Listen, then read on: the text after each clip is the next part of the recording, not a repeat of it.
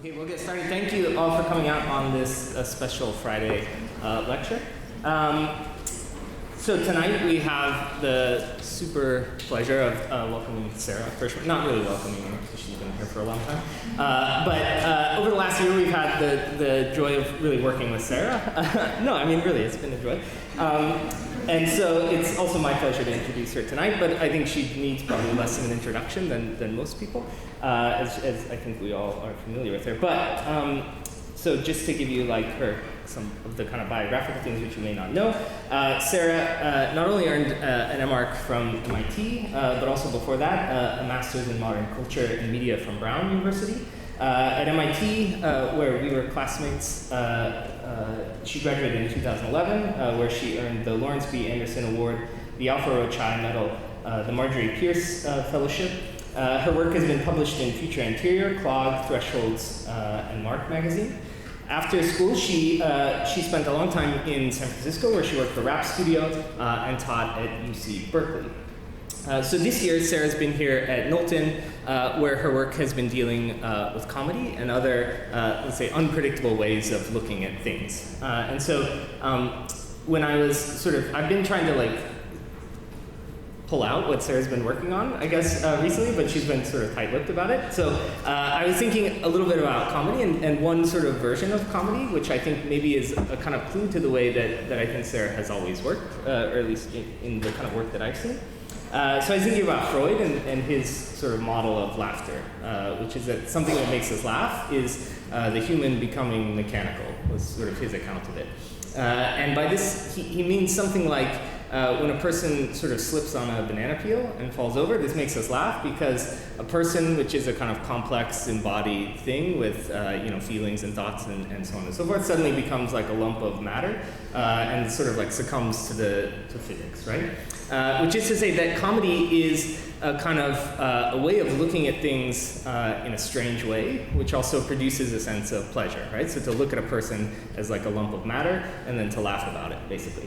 And so I think that to me, Sarah's work for a long time has dealt with like questions of appropriation and authorship, and in some ways this is maybe like a new series of explorations this year that I think she's been working on. But to me, this sort of way of looking at things, let's say, strangely, and to produce a kind of sense of joy out of that mode of looking at things strangely has been something that, in my opinion, has sort of always characterized her work, and something that I'm really excited to see tonight. So please join me in welcoming Sarah Hirschman.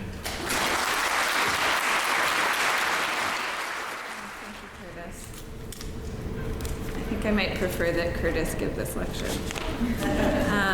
because it might have been hard to kind of tease out from me what I've been up to, because I haven't quite been sure of what it was for quite a while, up until kind of recently when it started gelling and coming together. But before I start talking about the work, I'd like to thank all of you for being here and for being part of kind of the research and experience of being here as the Lefevre Fellow. I want to thank the KSA broadly for the incredible opportunity that the Lefevre Fellowship has afforded me. Basically to just kind of read, which is not a thing that I've done in any great length or seriousness of purpose in years up until now.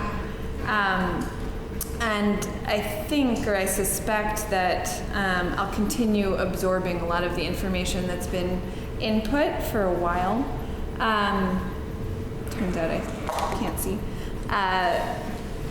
And I've had the chance to read, to think, and to absorb information at a different pace than I have before, and I'm grateful for that.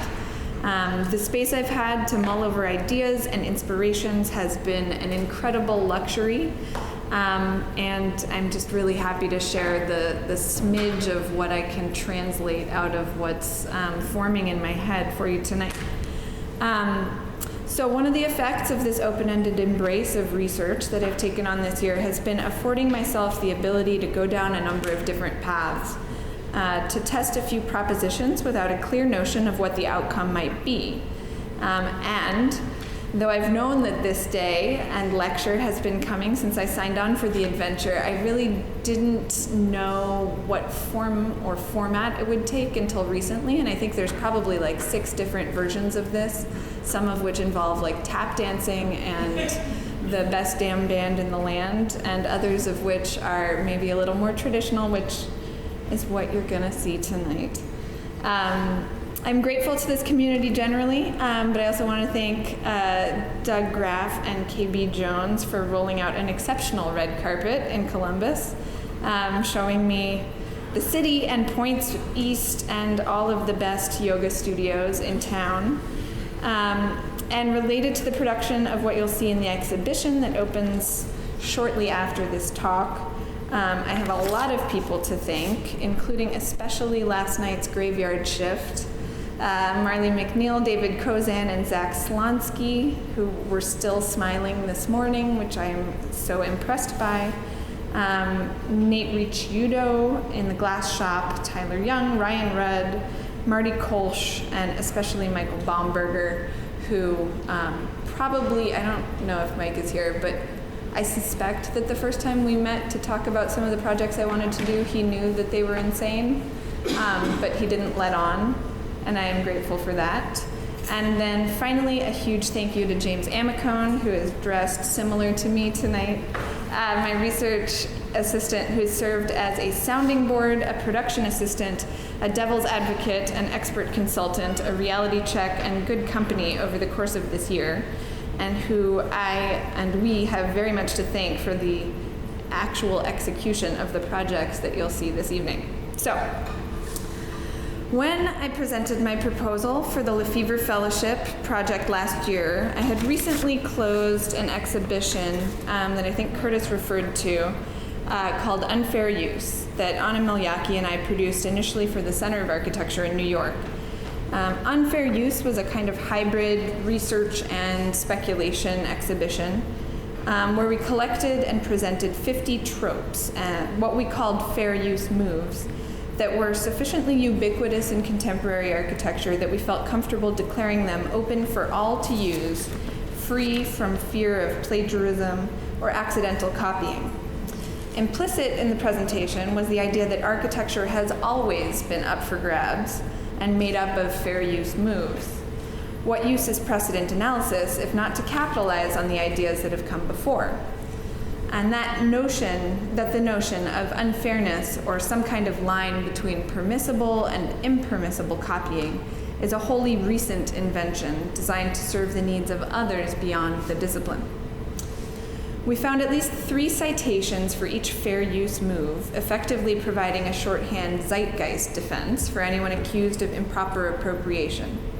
We also named these moves. Here in the top row we have, from left to right, hypar, lofted slabs, cylinder, and shutters, a quick shorthand for the general shapes. As I discussed the show with visitors, and this is the kind of centerfold we included in a newspaper broadsheet that visitors got when they came to the exhibit, as I discussed the show with visitors and wrote about it, I was struck by how many people, myself included, we're looking within the work of selection and curation that we did for a kind of meta-conceptual analysis, looking for recipes, for how to combine elements to predictable or reliable ends. And knowing that others had done it before, what did it mean to invoke the pyramid form, and for how long would that remain true? Did each use of a trope or form carry with it the same baggage as the last, or was there a way of simultaneously meaning different things? Further, was there a way of intentionally manipulating the use of precedent to produce an intended outcome? All of this was beginning to sound suspiciously like analyses of meaning-making in language, and we know, speaking of architecture as a language that has distinct communicative value is a little bit uncool and a little bit awkward, and it's wrapped up with a lot of the claims we associate broadly with postmodern architecture and the various values of reference and citation. To combat the awkwardness, with my proposal for the Lefevre project, I aim to study a very distinct and narrow area of language, comedy, and specifically the pun, because it contains all the weird shape-shifting, multi-meaning stuff as language generally, but condensed into a discrete form that follows clear rules. Moreover, comedy has an appreciable effect. It creates laughter and happiness. The pun seemed like a useful vehicle for discovering where and how a few simple shape shifts, perhaps addressing the moves that had been distilled in the earlier unfair use project, could be brought to bear in controlling the way that associations and references could be made. So, when you tell people that you're interested in studying comedy in relation to architecture, the first question, sometimes the second, but usually the first question has something to do with either the basket building, especially here in Ohio, or buildings that look like other things, ducks. While I am very interested and impressed in what it means to design and build a basket building or to work inside of a duck store, I'm also interested in things that are less obviously or outwardly comic, in the slapstick or quickly digested sense, and more interested in capitalizing on the complicated way that comedy often works in our minds, how humor greases the social wheels and promotes connection or positive feelings of or optimism and excitement. I want to start with a couple different stories, and hopefully those stories will seed ideas that pop up throughout the rest of the talk to make a bit of sense. Though I should make clear that from the start, I'm not after sense making. I'm still in a pre-hypothesis state on the questions that I brought with me to Columbus, questions of meaning making in architecture and what a syntactical analysis of comedy's linguistic operations might reveal as potentials within architecture. I've not been looking to prove anything specific, mainly just looking and seeing what I find. So this talk could also be seen as an over-justified resistance to the making of sense drive in architecture, a discipline where so much doesn't make sense and operates intuitively, but where so much energy is expended in the explanatory narrative. Comedy conveniently offers inroads for how one might overturn a straightforward explanatory narrative, and offers a model for happily operating at the fringes of the necessary and the required. So, as Curtis suggested, let's start with Freud. And his jokes and their relation to the unconscious. One point that strikes me as especially profound is the identification of the importance of the third person in a joke. Freud writes, "A joke is thus a double-dealing rascal who serves two masters at once. Everything in jokes that is aimed at gaining pleasure is calculated with an eye toward the third person, as though there were insurmountable obstacles to it in the first person. And this gives us a full impression of how indispensable this third person is for the completion of the joking process." And I like this because obviously evokes the necessary kind of communicative enterprise. Like a joke doesn't exist successfully without the kind of exchange.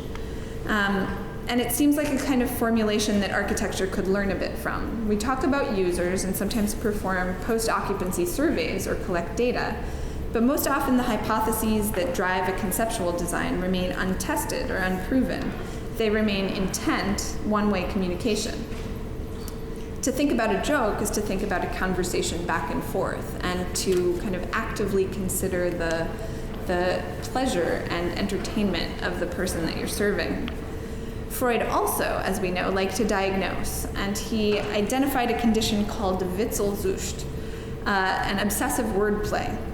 In my exhibition, Paranamasiac, I've similarly pathologized the drive to play. Paranamasia is the rhetorical term for punning. So a paranamasiac is a person who's kind of addicted to punning. In an attempt to address the first person, both within comedy and within the residential environment. Keller Easterling takes on the challenge for the architect when she proposes that rather than conceiving of the architect as an optimizer or an organizer, a better role model might be a comedian, someone who rolls with punches and keeps things moving. In a short contemplation on money and comedy, she provides further support for the discipline's suitability for comedic participation, saying architects typically love manners, utopias, and crises. We love to make difficult questions harder. We love to train ourselves to do labor-intensive tasks. we are very well prepared to juggle complex organizations and problems that involve correlative thinking.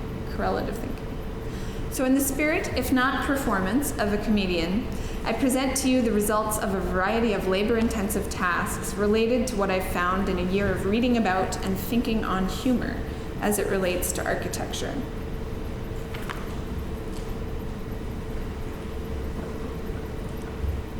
When I began this research, I cast a wide net, looking for all sorts of takes on how humor and comedy operate, thinking that perhaps there's some kind of cognitive science explanation for the things that make us laugh, in addition to all the social science explanations that were, or at least I, had started to become a little bit familiar with.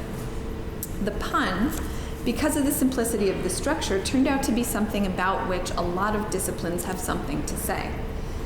Translators are rightly curious about questions surrounding second and third meanings in statements in original languages, and the importance or even possibility of properly mapping them into new forms.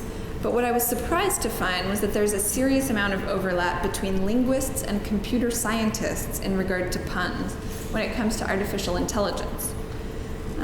There's a field called cognitive linguistics that's kind of a hybrid of the two, where kind of linguists are trying to figure out how to help computer scientists develop programs to help computers talk naturally.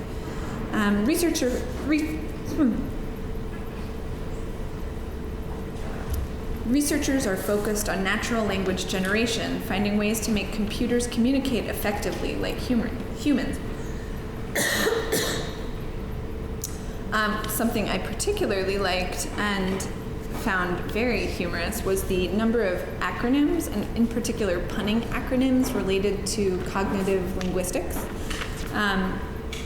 There are 3 early pun generation programs, and I won't go too far into what exactly they do, but one is JAPE, which is Joke Analysis and Production Engine from 1996. The HCPP generator, Homonym Common Phrase Puns from 1999, Wisecrack, Witty Idiomatic Sentence Creation Revealing Ambiguity and Context from 2002, and Stand Up, System to Augment Non-Speakers Dialogue Using Puns programs. So I appreciate like all of the levels of what those scientists are trying to do in naming their like very kind of rote creation of humor programs. Pictured here, I think it's Herbert. There are a couple different avatars, but there's a lot of research into like how to make computers more friendly, and mentioning the kind of Bergson formulation of humans acting like machines or machines like acting like humans now, an interesting output from a couple of German experiments related to Herbert and a couple of his cohort. Was that so they were testing whether a joke generation program actually worked, and so they would test the avatars saying just a plain statement, and then the avatars saying something that was funny. And so first they had to determine what is funny, which is a whole other study that they had to like do surveys and find funny things. And then they put the not funny avatars and the funny avatars out into the experimental world, and people found the not funny avatars just as funny because they're avatars. So I think we're probably getting to a point where we'll become more familiar with avatars and AI and find them less just strange in general. But I like the idea that the human acting like the machine is funny, but also the machine acting like the human is funny, so for what that's worth. There's like a tremendous amount of, there's, when you study film, as I did undergrad, people often say like, oh, you're never going to enjoy watching a movie again, which is kind of true because you like break it down, you learn about shots, things become a little too formulaic. It seems that way with humor as well. So there are like countless diagrams, and I just pulled a few of them, talking about like how to tell a joke and how jokes work and what a canned joke is versus a spontaneous joke, which is the preferred of the two. Like situation, problem, response. Like there are a lot of like very complex flowcharts that explain the processes that we ostensibly engage in every day. So context, it turns out, is kind of essential to the pun, because you only know what the first meaning of a pun is by it not matching the context or the assumptions that you make. And so context came up as an early investigation, thinking about what it would mean to not just swap out meaning in a sentence, but to swap out an object or swap out kind of an element in a design. And kind of by accident, but also because I think it was in Chicago, we went to see, there was a William Morris exhibition, or Cleveland, and saw and got pretty excited by the kind of repetitive forms that were showing up in these William Morris patterns, and started thinking about what does it mean to identify, one object and swap it out for another, and where's the threshold for how many swaps you can make before something becomes something entirely other. And at that time, early kind of this year, James and I had been talking about what it means to be super popular on the internet, related to architecture, but also just in general, like what is the influence of social media on culture. And so I got interested in what is super popular on the internet, and does kind of pulling greatest hits from various sites. Here we're looking at, I think it's Cults 3D. So we looked at a bunch of different free 3D model download warehouses and culled the top 10 most popular objects to download, and then just kind of mechanically in a Grasshopper script swapping them out for the different elements in that original William Morris pattern. So what you see in the middle is the number 1, and then as they get smaller, you go down to number 10. So Cults 3D has a lot of French stuff. In general, the Eiffel Tower shows up a lot. And then other things like toilets show up. I think this is GrabCAD. And I love the idea that you might almost not notice. So maybe some of you have seen the wallpapers that have been up, kind of covering the windows as we install the show this past couple weeks. I love the idea that you might not notice what's going on inside of the pattern, and that it could have a presence as just a pattern, as just a texture in your ordinary life.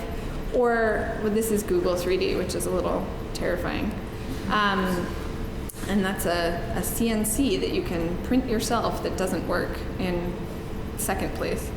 And then finally, this is pin shape. And that's, some of you have noticed and come up to me and talked about it, and James and I are both wearing the pattern tonight, but you have, I don't know what the actual names of the characters are, but they're Pokemons, I think, in the center.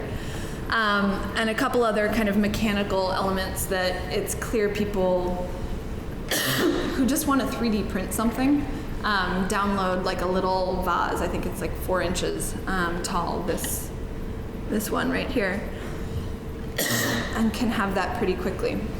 So that kind of ambiently becomes part of the scenery, and I am interested in that, but I don't know that it kind of adequately addresses the nature of the pun. So there's more. Thinking about jokes and humor also has a kind of deep connection to tricks. So especially in my studio this semester, we've been talking about like, what does it mean to tell a joke that's funny for everyone versus telling a joke where somebody's the butt of the joke, or telling the joke where somebody's kind of left out. And similarly, tricks are kind of operate as this weird space in between actual humor and kind of messing with your perception, and figuring out what and where you find things funny. So these two illustrations are claimed in this kind of a mind that can sustain humor in this cognitive science book as kind of your eyes know what's happening, but you continue to find joy and pleasure in not being, like I see a lot of you kind of like squinting and being like kind of, looking at the elephant whose legs are in the wrong place. And it continues to confound because your eyes continue to work in the same way, whereas with a joke, you hear the punchline and then it's not funny again. So this has a different kind of operation, which was exciting. So illusion came to mean something that could kind of embrace perception and then maybe also take a kind of backdoor to producing some of the humorous or comedic effects. So what you're looking at is a Rubens vase. And I typed in illusion to Google and was looking at all these different kind of things. There's a dinosaur that you can like turn and its eyes follow you, and there's all sorts of ones. But what I liked about this was, well, pretty clearly the figure-ground relationship. That's something that we as architects study and are familiar with and think about all the time. So by playing with the reversal of figure and ground so kind of explicitly, like, is it two faces? Is it a vase? You can kind of embrace the illusion, but also embrace playing with your eyes. And simultaneously, I have one of my favorite artists, Nina Katchadourian, who is a professor of mine in undergrad, has this series that I saw in her exhibition at the Blanton Museum in Austin last year, called, I think the official title is Bathroom Portraits in the Flemish Style. And the story behind it is that she was like traveling to Korea for a exhibition, and she had promised them work and she hadn't done it. And so she was like, well, I'm on this plane for like 12 hours. What can I do? And so using the materials available in the airplane bathroom and taking advantage of the fact that many of her co-travelers were asleep, she staged like elaborate photo sessions. And she has like a lot of these, and she's done them in planes all over the world. And they're brilliant. And I had a postcard of this next to my desk. And I just really like her use of scarves and plastic bags sometimes. And so this is a distinct profile, and I thought, well, that's an opportunity to kind of see what I can do with the Rubens vase and if it produces any effects that are different from what I expect. So I made a quick revolve in Rhino, nothing too complicated. It's literally just, a trace of her profile.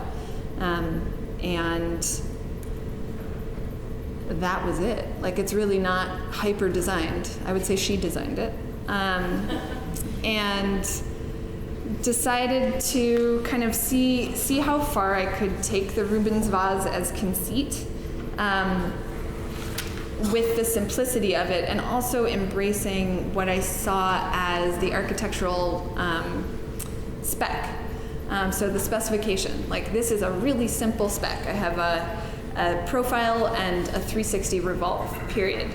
But what does it mean to bring that idea into reality in multiple mediums is far more complicated, as I learned very quickly, and pretty exciting. And that's where I think the kind of Keller Easterling architects as comedians embracing the ridiculousness of totally futile challenges just for the fun of it comes into play, because the first vase that you'll see, I think we were estimating yesterday, it's got to have had at least 100 hours in the mill, in the 5-axis, most of them downtime for various reasons, but like any reasonable person would have stopped after like 6 hours, but we did not.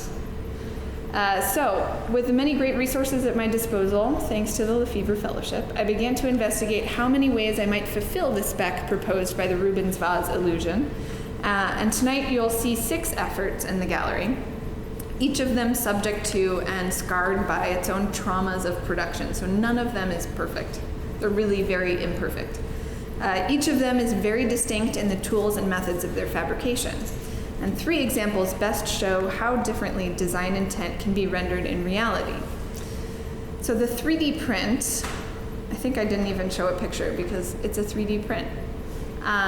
It seems super straightforward in the process. At least for me, it was by far the easiest.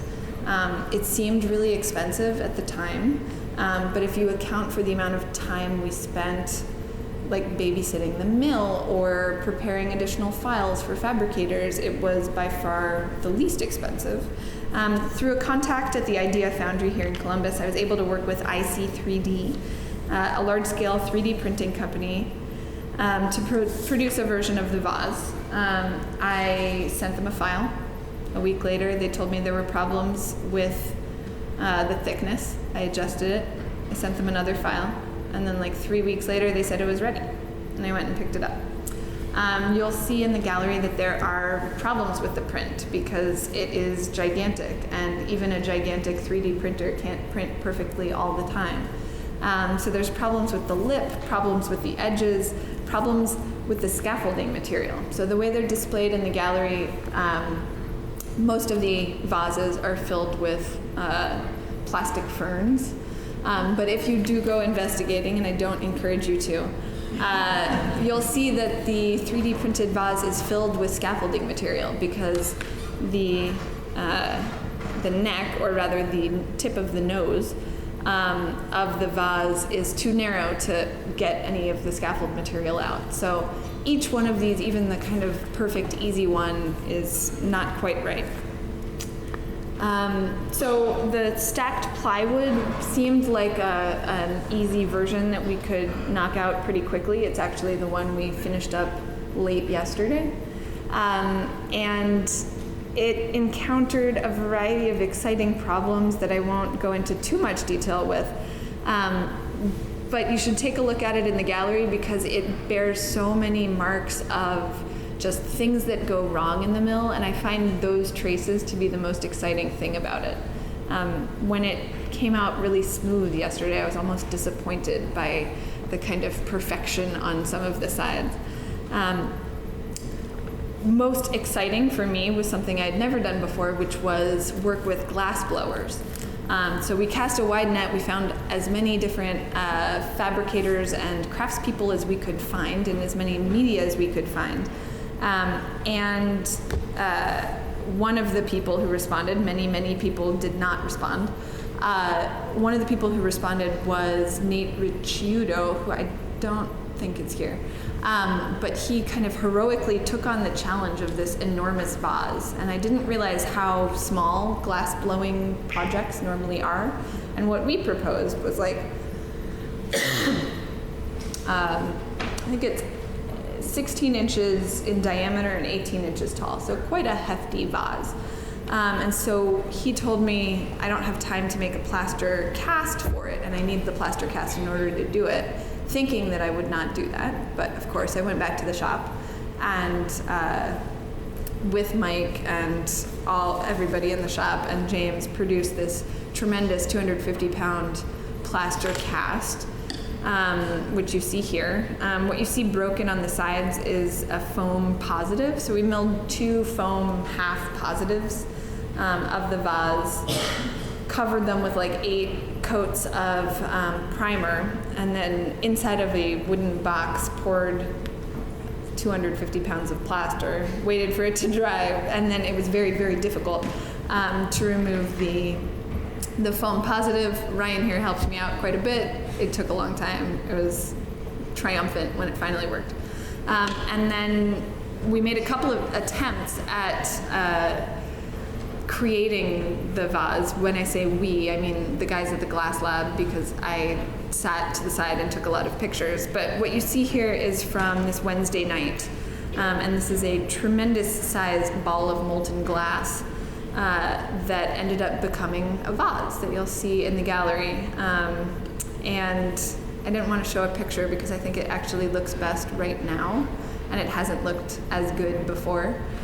So check that out. One of the amazing things about that was just like, I would never have imagined that I had access to the resources of glass blowers, but I was met at every turn with them by total enthusiasm. They were like, who are you? You're affiliated to OSU? Great, let's do this.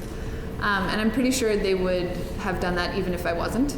And it was just really incredible. It took like 12 people to make this thing, and they all had this incredible choreography and teamwork, and it's awesome to be reminded of that, because our teamwork looks a little bit different. Repetition is another thing that comes up in comedy, and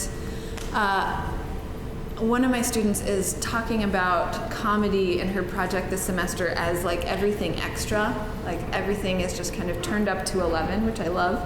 And so comedy is a kind of excess, something in addition to communication, maybe an ornament, something that's not strictly necessary, so we often forget how important it is. So anyone who has a bit of familiarity with knock-knock jokes, and I know Todd does, knows that it only works if you know how to play the game. The necessary repetition of the setup lets you know what to expect. And when conventions and expectations are broken, to me, the souvenir, and I'm showing Madeline Riesendorp's kind of part of a collection of souvenirs and mementos that she's collected over her lifetime. To me, the repetition of the knock-knock joke, the repetition of the kind of joke that isn't funny except in the context of the like million other jokes like it. I think of Yo Mama jokes in this vein. Like, it's not that funny to say it once, but you know, when you're trading barbs, as it were, it becomes a funny exchange. And let's see. The necessary repetition of the setup in the souvenir means that you know what you want to get from it. So we're looking at a lot of different buildings, but also little dolls and trinkets that she has.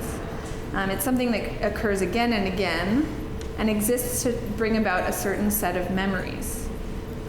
Susan Stewart wrote this really incredible book called On Longing that I've been returning to since I was in undergrad, and it continues to delight me as much as it did the first time. But she writes a lot about memory and miniatures and the role of kind of encasing worlds in finitude. And I think I talk about this later. I do.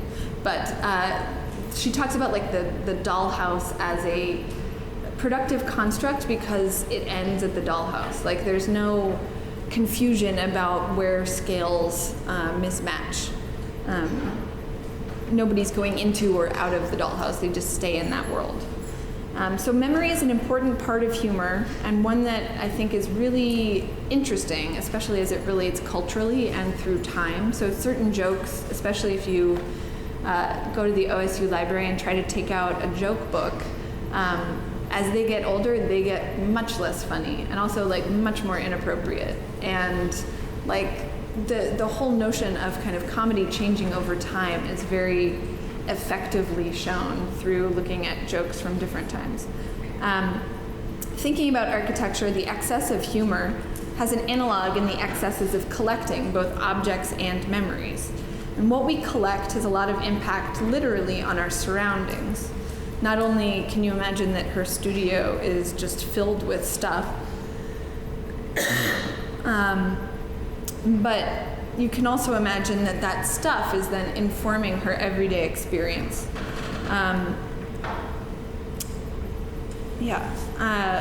So collecting is another kind of hoarding, another kind of amassing memories and souvenirs. And while I was initially thinking about souvenir buildings as constrained specifically, so I went out looking for souvenir buildings. I went to the antique malls and thrift stores of Columbus, thinking about what it meant, much like we did for unfair use, what it meant to have a kind of fetish object to refer to, both as kind of precedent reference and also as this kind of strange piece or memory of the building that it references. And I started to learn about the souvenir bank building. which is not something I was familiar with at all before. It's something that was often given as a promotion by a bank when a new client opened up a savings account. The bank both portrayed the actual, so these are all examples of that type. The souvenir bank both portrayed the actual bank the client patronized, as well as serving as an actual piggy bank for saving up change to deposit in its larger version. So like you put change in to the tiny bank, and then you bring the tiny bank to the large bank, and you take the change out, and there's a kind of weird doubling of that relationship.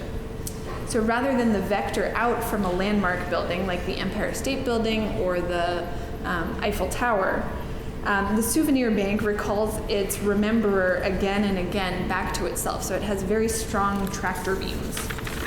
So in thinking about the idea of repetition, and the way the knock-knock joke effectively creates a framework of expectation and surprise, I began to work with making copies of my own and abstracting the fiction that is the one-of-a-kind but mass-produced souvenir. In the gallery, you'll find a feast of buildings, both famous and bank branches, alongside fruit and vegetables, all abstracted and unified by both their repetition and their homogeneous material. I used plaster to cast these objects, not only because it is great for retaining a lot of the detail that I really wasn't aware was present in fruit skins, but also to kind of recall the plaster casting of architects of yore. So I've amassed a collection of plaster casts of all the stuff that's around us. There's not a pediment in sight, but there is kind of a sea of undifferentiated objects that I would argue makes them kind of clash or come into conversations they might not otherwise have. Oops, sorry. Which brings us to narrative. So collecting and thinking about the collector narrative is a way of accessing the third person that Freud mentioned. But I don't want to discount the role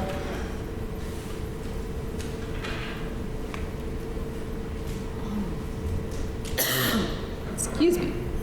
I don't want to discount the role of narrative in producing new or alternative architectures, something that comedy, and especially the techniques of improvisation, can show us. Susan Stewart, again, addresses the questions of the miniature as a notion of creating a complete world. The dollhouse is fascinating and useful to those who play with it because it presents a closed unit, a finite universe, that closes down the possibility of its own contradictions entirely by its play with scale.